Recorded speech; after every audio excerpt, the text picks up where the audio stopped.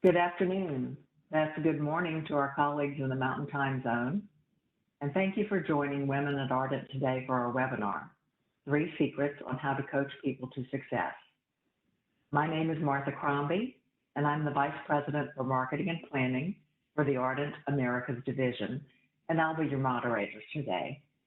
Before we begin, I'd like to review a couple of housekeeping notes.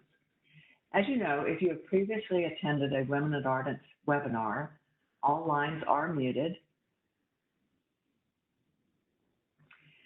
but we encourage you to interact with our speaker and each other via the chat function. At the conclusion of the presentation, we will answer your questions. If you're new to our webinars, we welcome you and are glad to have you join us. When you exit the webinar today, you will be redirected to the post-session survey. Please complete this survey as it helps us plan future webinars. If you're on LinkedIn, please join our private Women at Ardent LinkedIn page by clicking on the link in the chat or by pointing your phone's camera at the QR code that you see on the screen. The purpose of this LinkedIn page is to create a space where Ardent employees and Women at Ardent members can network and connect with other team members across the country. In addition, we will share articles, resources, and insights about relevant topics. We also look forward to seeing you on LinkedIn. I'd like to start with reciting our purpose of Women at Ardent: to network with and learn practical solutions from one another, sharing industry knowledge and leadership experience. Our goal is to support all women in our organization to overcome gender barriers and prepare themselves for leadership opportunities. We believe that having more diverse leaders makes our company stronger. And now for our Connect to Purpose. Every month we recognize an individual at Ardent who is an exceptional leader, mentor, and good example of our purpose of caring for people. In alignment with our topic today on coaching, we wanted to recognize Nancy Laster, ACNO with Loveless Medical Center and New Mexico Heart Hospital in Albuquerque. Nancy has been with Loveless Health System since October 2019. As an essential leader during the pandemic, Nancy's ability to remain calm under pressure makes her an outstanding leader and coach. She is a hands-on leader, is always available for her staff and others, and is a strong believer in their growth and development. Thank you, Nancy, for your dedication to your teams and your support in ensuring their success. For today's session, we will hear from Liz Benton. Liz has over 14 years' experience in developing and leading individuals, teams, and companies. She has spent her career coaching and managing high-potential personnel at all levels and teams of all capacities, functions, and sizes, while teaching others how to do the same. Her experience ranges from company and team transitions to developing new managers. Liz has an MBA in organizational leadership, is trained in coactive coaching methodology, and holds additional expertise in the following areas: business strategy, consulting, program evaluation and instructional design, as well as diversity, equity, and belonging strategy and facilitation. Thank you for joining us, Liz, and I'll turn the presentation over to you. Thank you so much. Appreciate the warm welcome and the introduction. I'm excited to be here today. All right, get my screen all good to go for you. All right. So I'm very excited to be here. This is one of my favorite topics of all time, coaching. So thank you for having me. We're going to talk about a couple of really important things today. Of course, what it is, but there's some pretty common myths that are surrounding coaching that we want to shatter for you today. And there's some secrets to success that I'm excited to share with you as well. I think you're all pretty familiar with Mentimeter already, but let's kick off right away and hear from you. Love to have you go to menti.com, enter the code You can also see the QR code there, and I think our folks are going to be putting all of these items in the chat for you. So go ahead and get in there on your phone, device, separate browser, what have you, and put in what words typically come to mind when you hear the word coaching.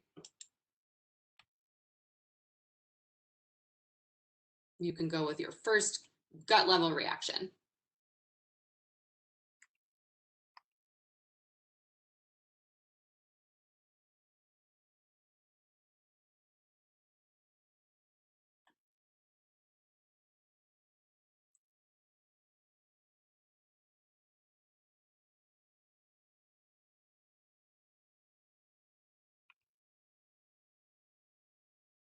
Look at that.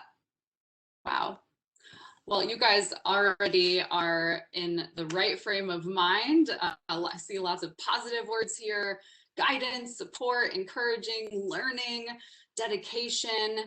I also see a couple of the words on here that we're gonna kind of myth bust for you today. We have therapy on there. I see mentor, which are all really common things that come to mind. So let's go ahead and talk about a few of these. Coaching is not consulting.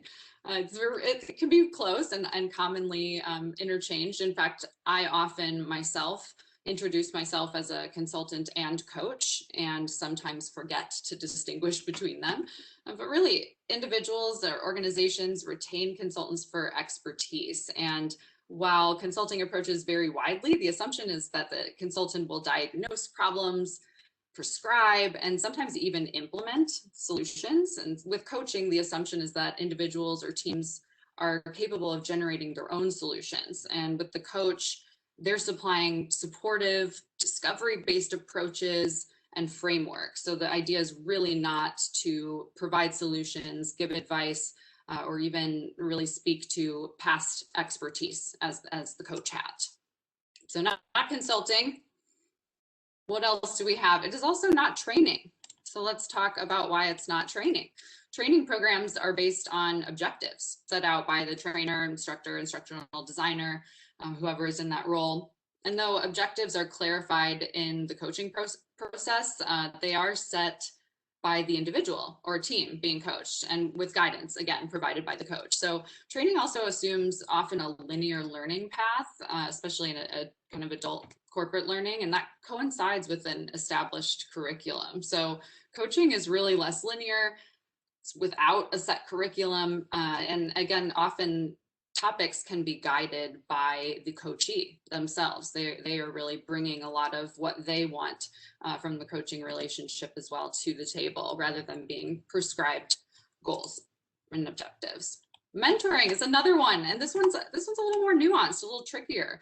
Sometimes you'll have people in your life who have played more than one of these roles for you, right? So it can be a little tricky to distinguish between all of the hats. But let's talk about why it's not mentoring. A mentor is also considered to be an expert. And it's, again, not to say that coaches out there don't have their own expertise, of course.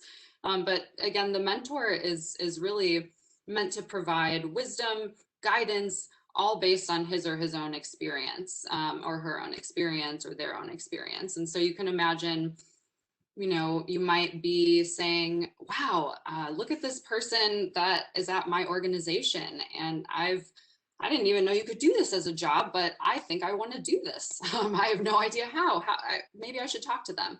That would be more of a mentor relationship, since you want to learn specifically about their career path and how they got to where they're going to be. Now, that might evolve into a coaching relationship, but kind of that initial piece is more in the mentoring realm. And so mentoring can include advising, counseling. It can include coaching, like I mentioned, but the coaching process itself does not include advising or counseling. It's very open-ended, question-based, and again, focuses instead on individuals or groups setting and reaching their own objectives. And then finally, it's also not therapy. Although again, this can be a bit nuanced and some lines are crossed occasionally here, you know, usually no intent, malintent of either party, but this is a tricky one because, you know, therapy is clinical It deals with healing pain, dysfunction, and conflict within an individual or in relationships. And this focus is often on resolving difficulties arising from the past that hamper on individuals' emotional functioning in the present. And so it's meant really to work through and improve overall psychological functioning and dealing with the present in more emotionally healthy ways and building those coping mechanisms to sustain throughout your life. And in coaching, on the other hand, it supports personal and professional growth based on self-initiated change in pursuit of specific actionable outcomes. So these outcomes are linked to personal or professional success, and coaching is future focused typically. So while positive feelings, emotions, etc., may be a natural outcome of coaching, the primary focus is on creating actionable strategies for achieving specific goals in one's work, one's personal life, again, whatever you're setting out to work with the coach on. And the emphases in a coaching relationship are on action, accountability, follow through. And so, again, this is much more of a mutual, in many ways, mutual relationship and interaction versus therapy where you'll be diagnosed and treated. So we talked about what coaching is not. So hopefully that helps a little bit with some distinctions there. And so what is it? We mentioned some of the things that it is, but I think one of the biggest things to point out is really around what inspires people to maximize their personal and professional potential. I'm a strong believer that, there's two major ways that folks can be motivated to improve themselves. And one is through intrinsic motivation, which you have, and it's really difficult to develop in somebody. And then you have extrinsic motivation, which, can come in the form of money. It could come in the form of, gold stars. It could come in the form of, just a promotion, things like that. And so coaching is sort of beautiful since the fact that it's less and so much less about a power dynamic and relationship. And in fact, you have to work pretty hard to make sure that those power dynamics are removed from a lot of those conversations so that it's a safe place to explore and take risks. I think it's important to call out that, really this allows for sort of a playground, if you will, for coach and coachee to really explore together where intrinsic motivation might be activated.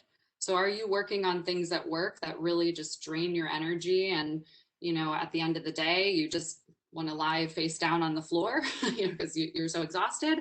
Are you doing things that are, igniting that intrinsic motivation within you because, you're jazzed to be doing what you're doing? And granted, we can't all live in our space of, yes, I love every single bit of what I'm doing every moment. But these are things you get to explore with the coaches, which is exciting. And one of my favorite coaches that I've had, and I think this is part of, I know this is part of the coactive methodology as well, is really referring to this relationship as design alliance. And so you're really creating together what your relationship looks like, how you're going to communicate, what types of things you're going to approach together and explore. So from that perspective, for me, it's pretty exciting. You get to design it together, and who wouldn't want a buddy to do that with? That's how I feel anyway. So let's go through some basic myths that come up with coaching that kind of coincide with some of those words that we just came up with that are associated with coaching. One is that coaching is punitive. Coaching is for punishing people. Another, that coaching is to solve problems, and that's it. Just for solving problems if there are any. And then another myth is that it can't impact performance. Let's shatter these myths. This is not true. So let's talk about myth number one. Coaching is punitive. So coaching is quite the opposite. It's a strengths-based approach to positive performance development. It's one strategy that helps facilitate this. Most people come to work, I believe, very strongly, wanting to be successful, to do a great job. And coaching relationships help people feel safe enough to take risks. And ultimately, as a result, they get better at what they do because they have that support and that space to take those risks, try things, fail, try again, improve, rinse, wash, repeat. So coaching, it's really about upping your game. It's like you want to be that best version of yourself. And that might be in work form, like, I really want to get that promotion, or I really want to lead a team for the first time, or whatever it might be. But it could also, again, it could be personal. It could be, you know, gosh, I know that my communication style, I'll use myself as an example. I'm pretty loud and sometimes that doesn't resonate with everybody. And so if I know that about myself, I might say, you know, it's really to up my game and build stronger relationships at work.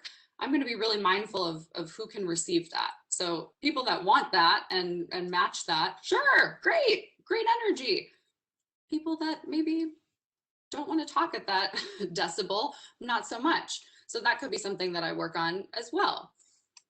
And it applies, you know, to my personal life, to everybody that I would communicate with, because I can only own my side of the communication, right? So I want to hear from you again. Let's go back to menti.com.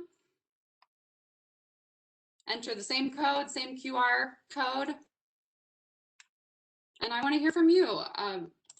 Do you believe coaching can up a person's game based on what you know?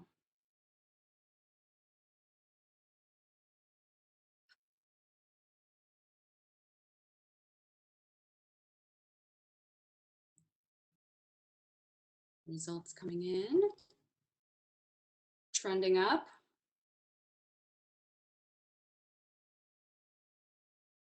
All right.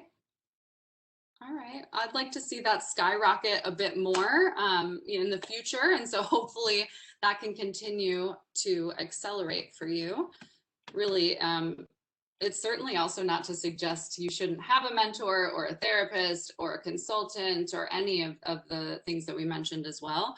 Coach is just another instrument at which to professionally develop and self-improve.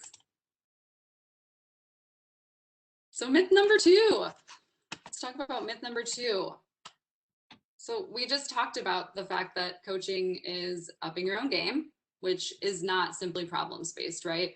So I think the fact that folks think only problems can be brought to coaching, you know, could lend to the fact that sometimes there's association with things like therapy, or, oh gosh, like I was prescribed working with a coach after my performance review, that must be bad. Instead of, you know, wow, like my manager let me work with an external coach because, you know, I said that was important to me to build XYZ skills for leadership. And, you know, they really supported me in that. Not problems based typically. Sure, you can bring a problem that you want to work through and problem solve with a coach, but typically, you know, you don't have somebody prescribing a coach to you to solve a problem or because you're a problem. So I think that's a really just important thing that I want to make crystal clear. And also just from a business perspective, we don't approach business that way either. You know, I mean, we do SWOT analyses as one of the most basic examples. You know, certainly we want to address our problems and our areas of weakness, and we want to explore our strengths and what's working well. And what if we just honed that one thing that we're already really good at that will take us up here to that next level. So really, it's a smart business decision not to view coaching as problems-based as well. We shouldn't approach things that way. More holistically is much more effective to the bottom line. So anything really can be brought to coaching. This can be tough though, if you're new to coaching, because it's like, oh God, I can bring anything. What should I bring? So I'm curious if you've had coaches before, or if you are thinking about having one now, or even if you're not, humor me. What are some things you would bring to coaching? Again, same Menti code, the QR code. Coaching topics. What would you ask a coach about to work on with you?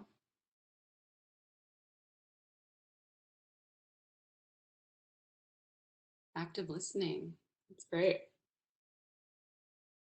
Career fit. Healthy habits. Yes, upping your game. Self-confidence too.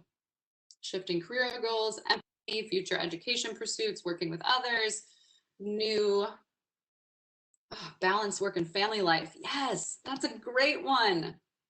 Improve communication. I see lots of communication.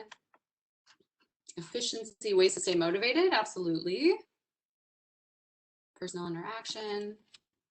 Oh, I want to stay on this one forever. This is so great. I hope you all have coaches immediately. This is excellent. Encourage to get out of comfort zone. That's a beautiful one. Goal clarity, assertiveness. Awesome. How to focus on what matters most. I love that a lot. These are great. Advice on issues and leadership challenges. That's really smart too. You know, I mean, we all want to, again, I strongly believe we all want to do a really good job when we show up at work. And so sometimes when we've tried everything, like with our direct manager and, you know, maybe our peers to work through a leadership situation, a coach could be perfect for that. It's like, hey, I don't know if I'm communicating effectively. Help. I want to get through this successfully. Asking for help, delivering presentations. Okay, I have to move on, but these are amazing. Asking for clarification, education track, time management, all great topics. So I love where your heads are at. Don't seem to be having a problem to come up with any. And if you were, now you have lots of ideas, hopefully. So let's squash this next myth. Coaching does not impact performance. This one keeps me up at night if businesses think this. Au contraire, there are so many evidence-based studies that prove otherwise. This is just one. This meta-analysis was conducted by some researchers in the UK, and it collected findings from 16 or 17, I think, different studies. There was about 1,500 to 2,000 participants, subjects, and the end goal was to find the efficacy of coaching in tandem with workplace learning. So specifically what outcomes organizations could expect to gain from instituting coaching in their professional development program. So pretty tangible stuff. And the analysis included studies conducted in the US, Europe, in a variety of professional settings and with multiple industries. So it really, from a statistically significant perspective, they tried to run the gamut of covering their bases there. And the findings from the analysis really just help provide a generalized picture of coaching's true value. You know, the analysis found that organizations that use coaching perform up to 14% better than organizations that don't. And perhaps most dramatic, the study found that individual level growth, which the study defined as learners who measurably learn from training and apply it on the job, increases by 39% with coaching. Whoa, okay, so I'm going to say that again. Individual level growth, defined as learners who measurably learn from training and applied on the job, increased by 39% with coaching. So pretty rad stuff. And further breaking it down even, they broke down the outcomes of coaching, as you can see here, into skills, attitudes. So that was interesting too. So looking at acquisition of new skills and improving it.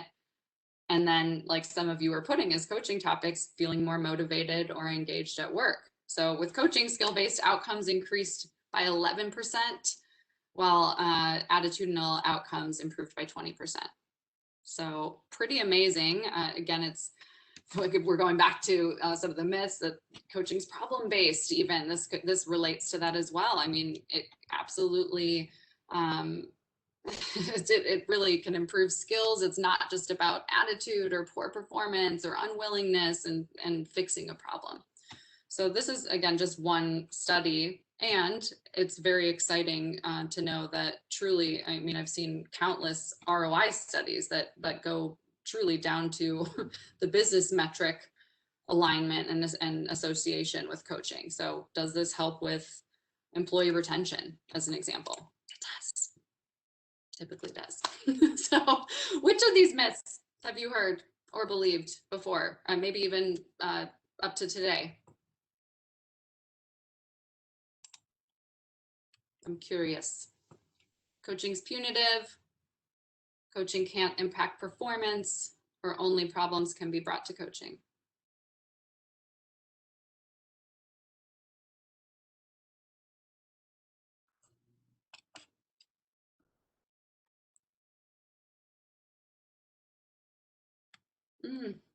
The problems brought to coaching one hurts my heart. Yeah. Well, you're not alone. These are common for a reason. Hopefully this gives you some talking points and even some research points for yourself to really show this is not the case.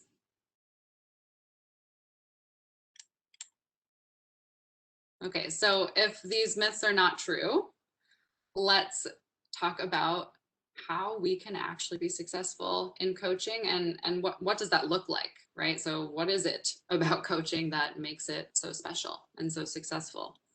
So let's start with secret number one.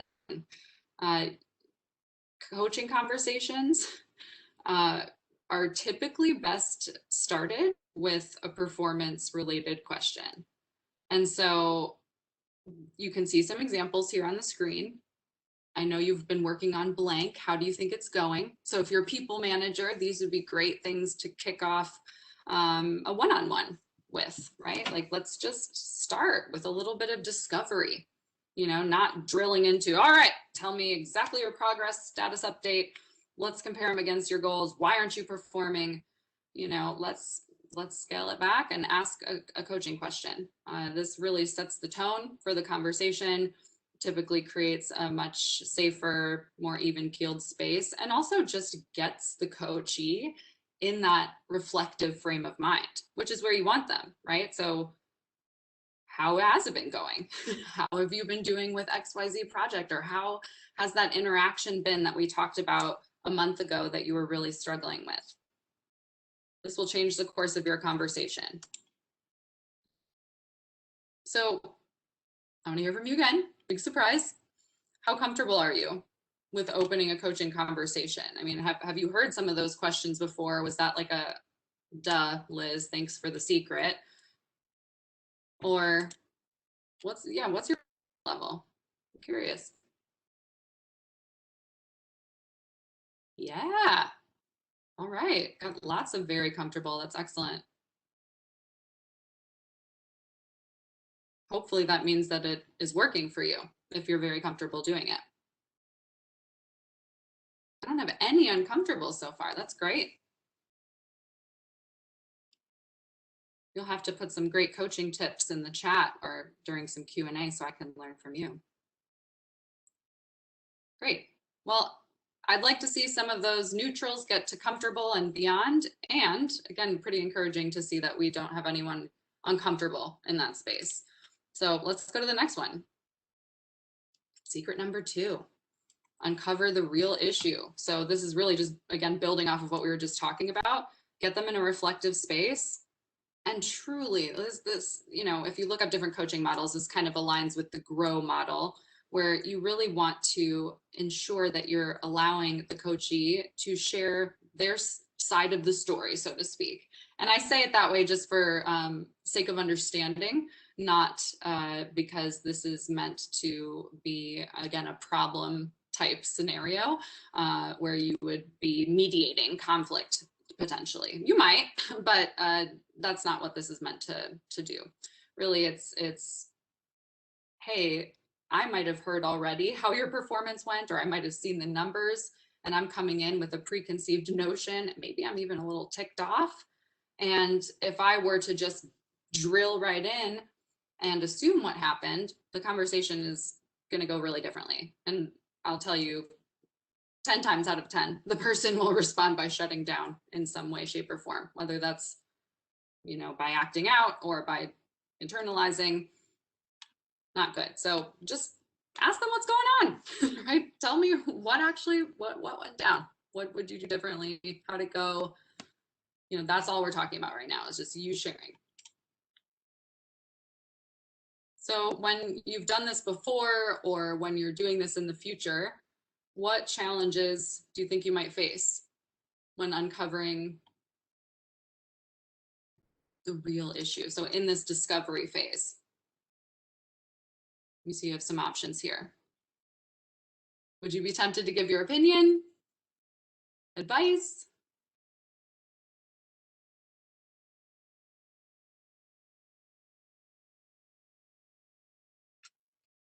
Appreciate everybody's honesty. Makes you a good coach. All right, I'm curious if we have any something else in the chat. I might be satisfied with the first answer and not dig deeper.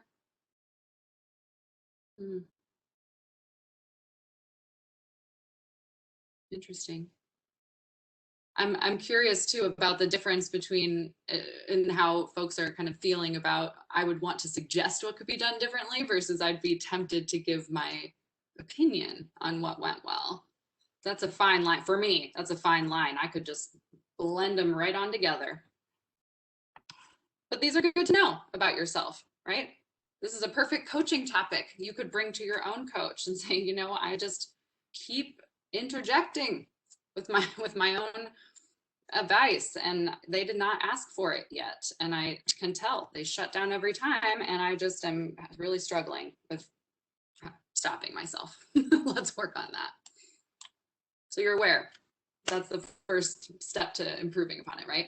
So secret number 3, summarize and support. So many settings, of course, this is effective in customer service, conflict resolution, any human relationship, but actively listening and validating what the person has told you about in the interaction is pretty key. So first, it's key because you do want to actually make sure that you've checked for understanding and know what's happening. And again, it allows you to validate them in their experience and show, I'm really going to be here and listen and hear your side of things and work with you where you're at, right? And then support, you know, any upcoming changes and say, I'm here for you if you want support. Don't, you know, immediately offer your advice and solutions, but it's there. So just a review, this is the process. So open with that performance question, do a discovery. So explore with them what really went down, what went well, what would you do differently, summarize and support. Now, again, this is if you're curious about coaching models and the things like that, this is very similar to the GROW model. So, and there's lots of good content and coaching questions and resources that you could leverage in your conversations. Would you research it? So GROW model. All right. So how do we feel? I can implement a coaching conversation like this right away. Oopsies, I flew by. Sorry about that.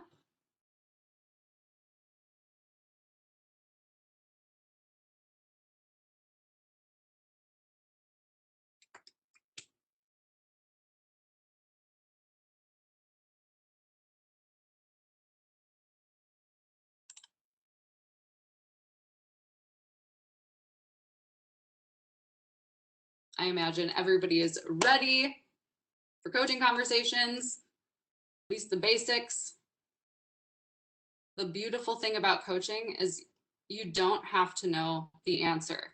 And in fact, it's better if you don't, because it allows you to continue to practice being in that supportive, question, curious space that a coach really needs to be in to facilitate that place for critical thinking and discovery and learning for the coachee.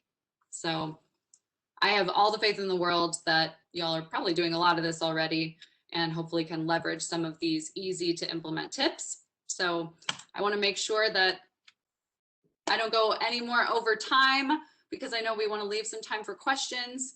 And I want to thank you for being so engaged on Menti and all of the things. It's really cool to see your insights and your experiences about coaching. So thank you for that.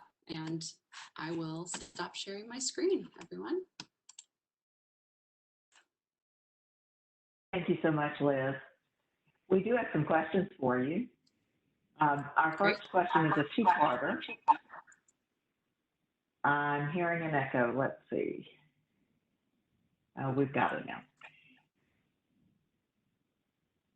It's okay. First of all, how do I know who would be a good coach for me? And secondly, what if my manager doesn't provide coaching? Any suggestions for approaching the topic with them? Yeah, those are great questions. Yeah, and I just first and foremost, finding a coach, don't want to overcomplicate it for you. And I do want to empower you to search for someone that's a good fit. And so much like I might say for folks with looking for a therapist or a mentor or things that a coach is not, interview people, right? So if you're curious about getting a coach and you're looking externally, you know, I would look in the International Coaches Federation space, because that's accredited, and you'll find accredited, trained, certified coaches that way. And again, encourage you as you start to find folks to interview them. Now, backing that up, I bet you probably know some people who have had great coaches before. I would start there. I've had some of the best coaches ever just by word of mouth recommendations, right? And so, you know, leverage your network first and see if there's anybody out there. Managing upwards for coaching conversations can be really difficult. So there's a couple of ways I think you could approach it. One, if you are a people manager, you could really approach it from the perspective first and just see what you get, right? And in your own conversation with your manager, and seeking, you know, kind of a coaching conversation around how you're coaching your team, right? And so you can say, wow, you know, I went to this workshop, I went to this session, I did some research after, and, you know, I've really been trying to implement the GROW model in my conversations. This is what the GROW model is, and just in case you don't know. and you know, this is the area where I'm really struggling. What do you think? Can we talk about it? Have you ever done this before?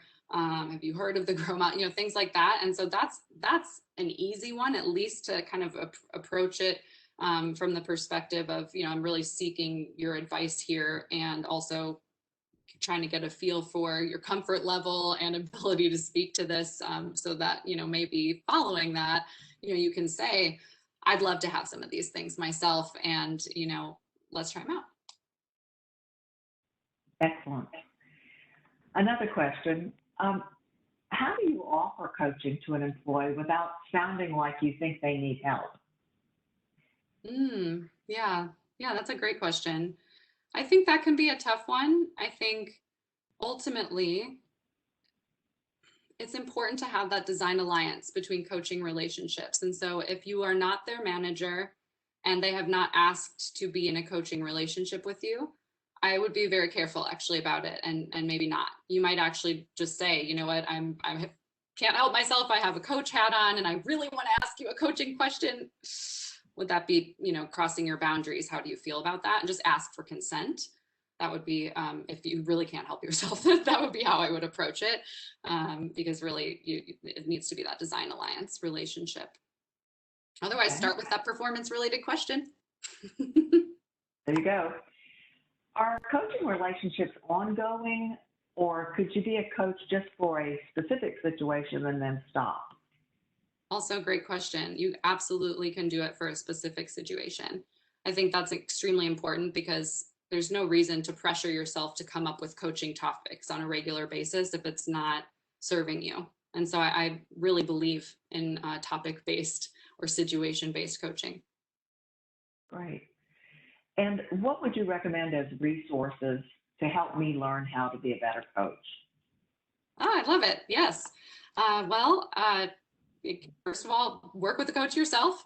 The things I've learned most have been really in my interactions with some of the best coaches that I've had the experience of working with. I also, again, really think the GROW model, just GROW is the acronym. Just Googling that has a wealth of coaching resources, open-ended coaching questions, things like that. And then same with the coactive coaching method. I love that method because it's around really approaching people's situations and lives with curiosity, right? It's not about judgment. You're really there to support and help them, and they give you a lot of powerful questions to help create that interaction. So those are some starting points, but there's a ton out there. Great. Is coaching always self-directed, or can you suggest to an employee that they need a coach? Yeah, that's a great question. I think, well, I've seen this happen a lot, right? And I've seen managers recommend coaches for folks. I think that that is okay. And I would encourage it to be an open communication ongoing in performance conversation. So if you're having one-on-ones regularly, and this is not an annual performance review where it's the first time you're ever talking about a concern you might have or something you want someone really to work on interpersonally, and we don't want to surprise them. So as long as you have been collaborating on performance together, and you as such are aware of their own professional development goals and stuff too, then I think it's totally appropriate. You could potentially allow them to say no. Now, if it were a performance improvement situation, I would strongly encourage not calling in a coach just from a problems perspective, because that really perpetuates the idea that coaches come in and fix problems. Right. And I think this is probably our last question. When do you know when coaching should end and other actions may be needed or follow up? Yeah, that's tough. I think sometimes it's just a gut feeling. Sometimes it's, whoa, I achieved the goal that I set out to achieve with their support 6 months ago. And so there's a very obvious end. Sometimes the coach will say it to you, and certainly not, you're out, right? But allowing the person to, I guess, bear witness to somebody else's observation that you've grown and blossomed, and that maybe you can be out on your own for a little bit. That can be a very empowering moment with the coach when they recommend it. And so, yeah, it can be a combination of figuring it out with yourself and your coach, or it can be project-based.